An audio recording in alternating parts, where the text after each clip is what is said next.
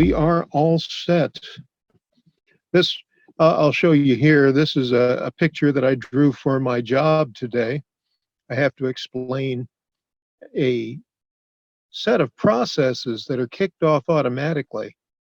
The people do the work here, but then it goes to the Git.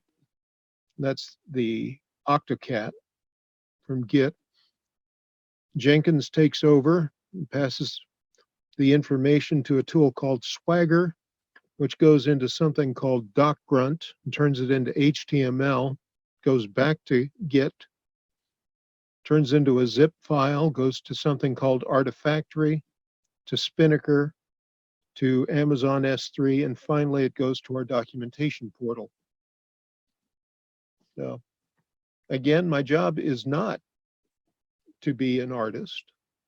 My job is to write about computers, but sometimes it really helps when I'm able to draw. I'm going to use this illustration in a video that I'm making right now. So I thought I'd show that to you before I erased it. And do not worry, I have this all pickled in pixels on the computer, and I've already animated the hand that draws. Remember, drawing is not a noun, something you own. It's a verb. It's something you do. Technically a gerund, but you get the idea. Okay, so today we're drawing from Draw 50 Aliens. And this is just a book full of weird pictures. It says Lee Ames and Rick Estrada. I think this is all Rick Estrada's artwork. But Lee Ames is the one who was able to get the book published, so he gets top billing. There's all kinds of weird creatures in here.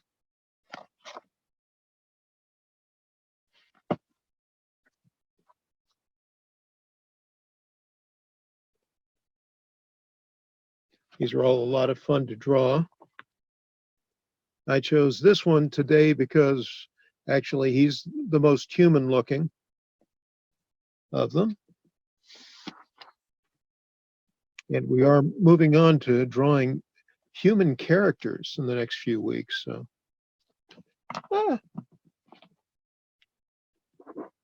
Yep, there we go. Okay. Okay. So I'm going to start my drawing in green. I encourage you, if you're using a pencil, draw very lightly. And then only in the last step are we going to draw nice and dark, however you like to do it. So we will start him off with his head.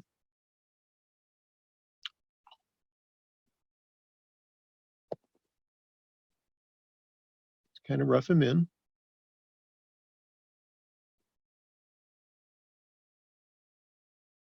He's got kind of a beak off of here. Sort of weird ears.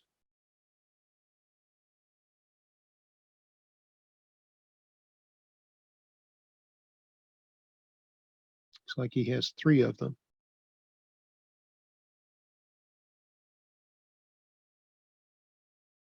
Let's get his neck going on in here.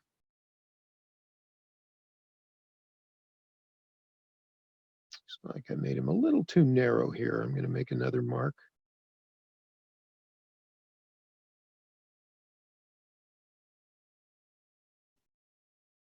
Mark in where those chest plates are going to go.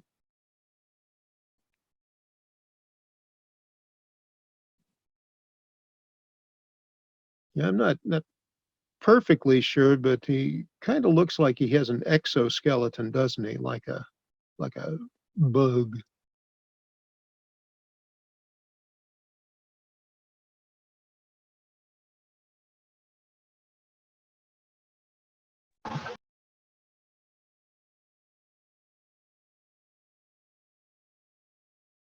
He doesn't look too happy.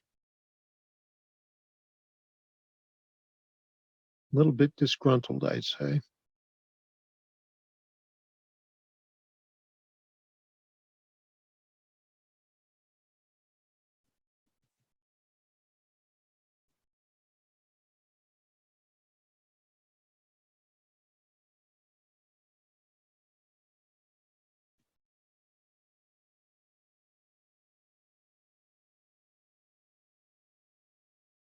So he's got the dividing line, that's the middle of his chest, and these chest plates come to a point.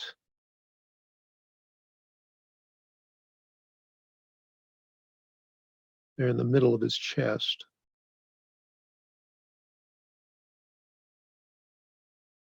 Yeah.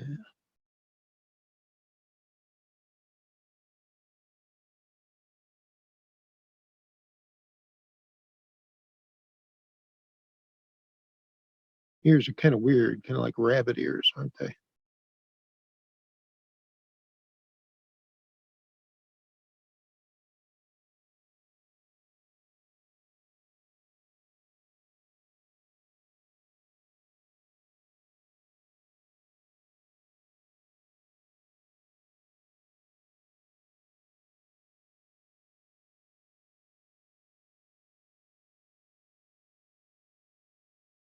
Here comes that belly. Somebody was complaining about the belly before we started the drawing. Don't like that belly. So instead of drawing the belly the way the belly appears in the lesson, you can draw the belly any way you'd like. Ain't no belly aching. Most of the time, what I recommend you do is do the drawing lesson the way it shows up in the book. That's not because I'm really strict about anything, but usually the things that are in the lesson are there for a reason, and it's a good way to learn some aspect of what we're doing in the drawing class. So it's best to do the lesson the way it shows.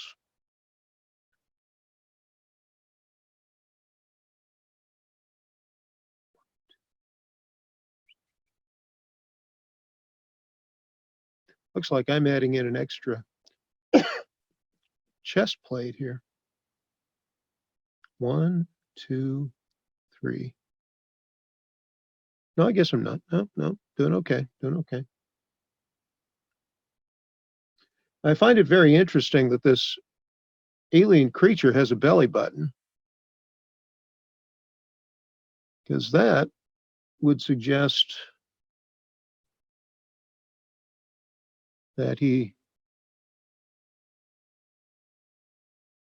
came from a mama's belly like a human. You wouldn't expect that necessarily if it's a bug-like creature.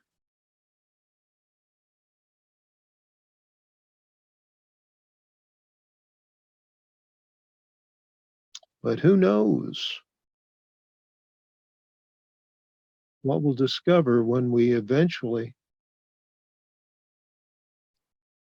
run into intelligent life out there in the universe.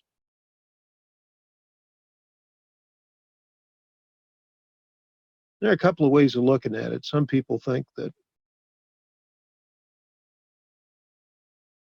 we haven't encountered any aliens yet because we're actually the most advanced civilization, at least in the local galaxy. That's possible. Some people think that aliens haven't contacted us because we're sort of like ants as far as they're concerned. We're so underdeveloped that they just don't take notice of us.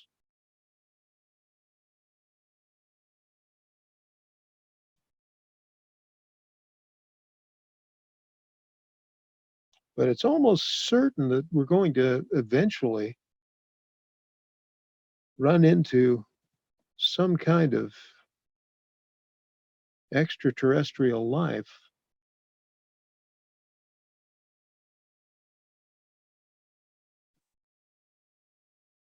Given the way life has evolved on Earth,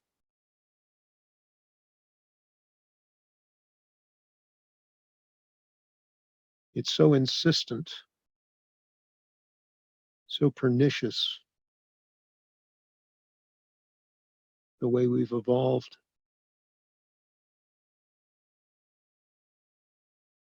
We can't be that unique, given that there are billions and quadrillions of stars in the galaxy. And we've already discovered planets that are so very Earth-like that it would be the height of hubris to imagine that we are the only life that exists in the universe. So that'd be kind of fun if they found it before I passed on.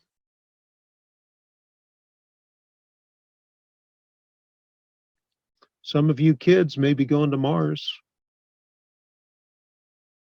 maybe as scientists, maybe as tourists. We just don't know. All right, so I've got my drawing blocked in. Now I'm going to go back and add the black lines.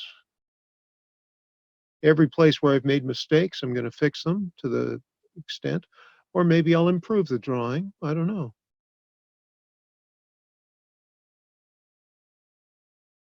That's the great thing about blocking in. That's why I like the way he teaches us to draw these things.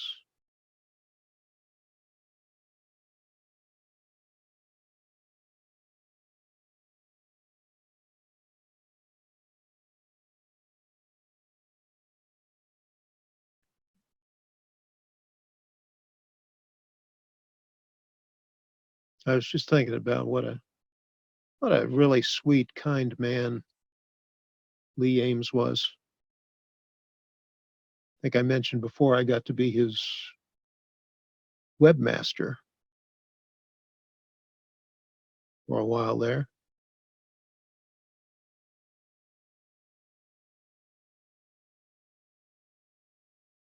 I got to talk to him pretty regularly.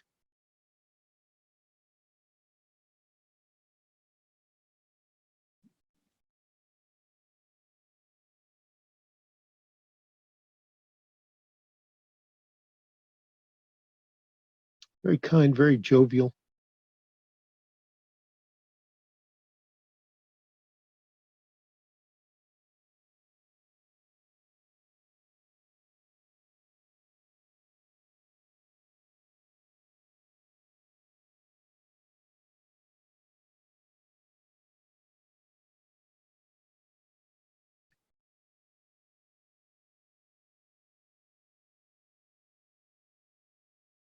Very generous too. I should mention, notice how I always have a Lee Ames book to show. I can show you which drawing we're doing this time out of one of his books. It's because he sent me all of his books, a lot of them anyway, all the ones he had on hand.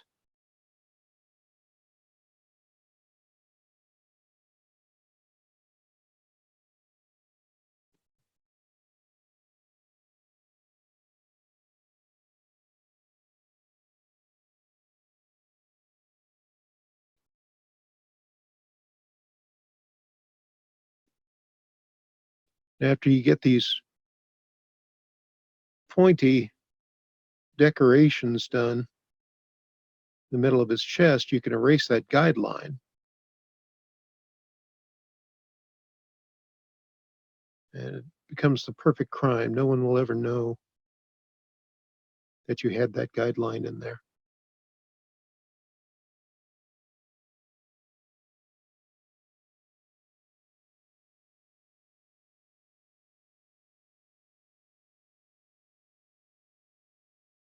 We got some cool overlapping action going on here, a la Mark Kistler.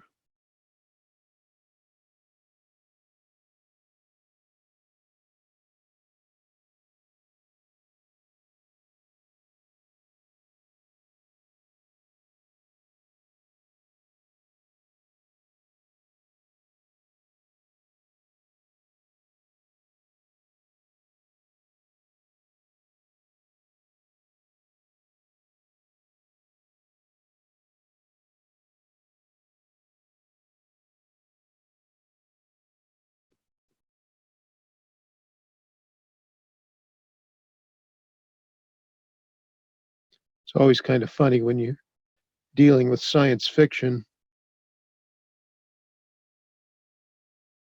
Artists conceive of different life forms, and you see them in movies, etc. But they can't really think of totally bizarre,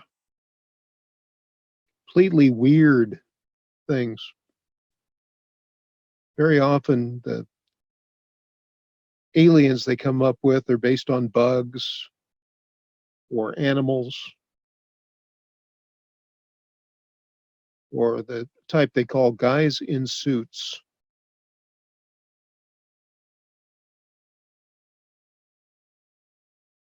It's like the Klingons that you see on Star Trek, the Andorians, all the different alien races. They're essentially humanoid,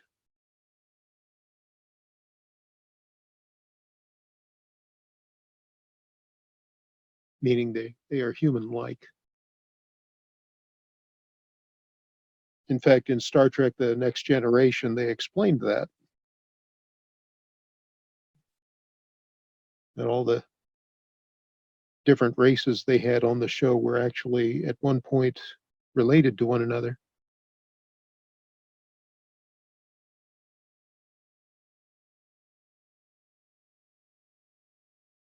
I'm going to go ahead and fill in his pants here. I don't want anybody to think he's not wearing pants.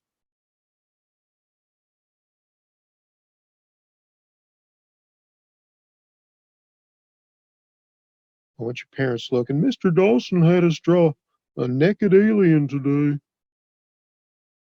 We did not. He is wearing pants.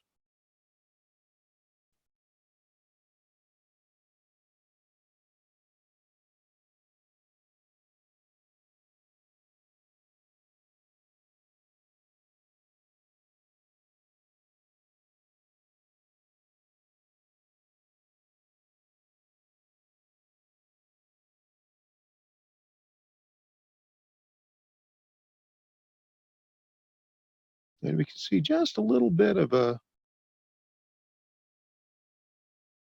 tail here with little spikes on it, or horns, toenails.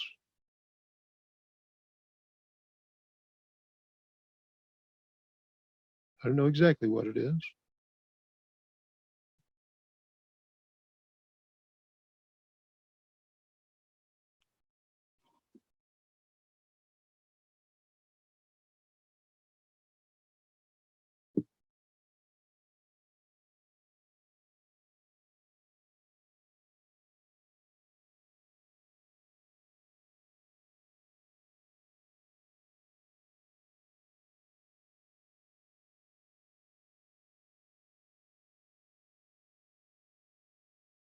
He certainly does look disgruntled, though.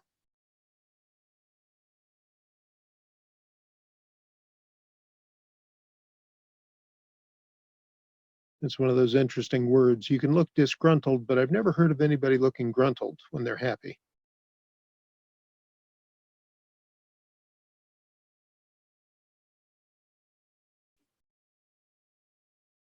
I've heard of people being nonchalant when they're acting cool and suave, but I've never heard of a clumsy person being called chalant.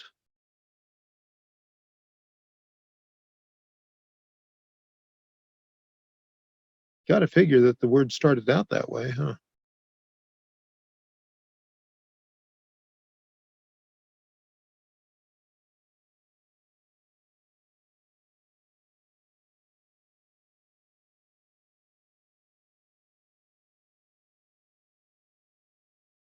I might add a little shading.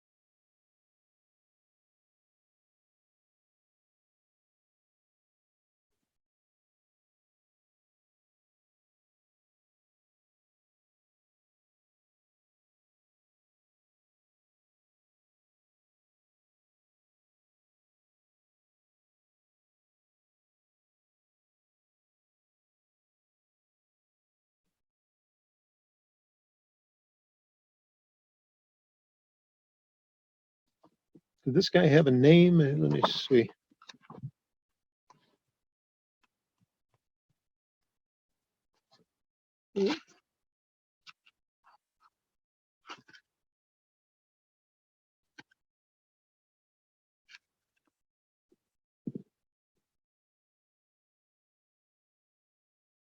Gofuddl Yerduddl.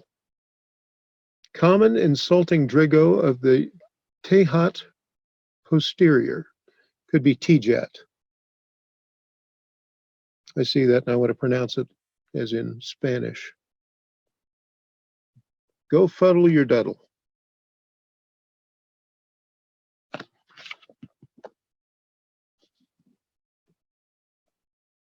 And that, my darlings dear, is our drawing for this evening. I'm off to another speech contest. So I hope that you will all have a wonderful evening. And please do send me your drawings so that I can post them on next week's video. Bye.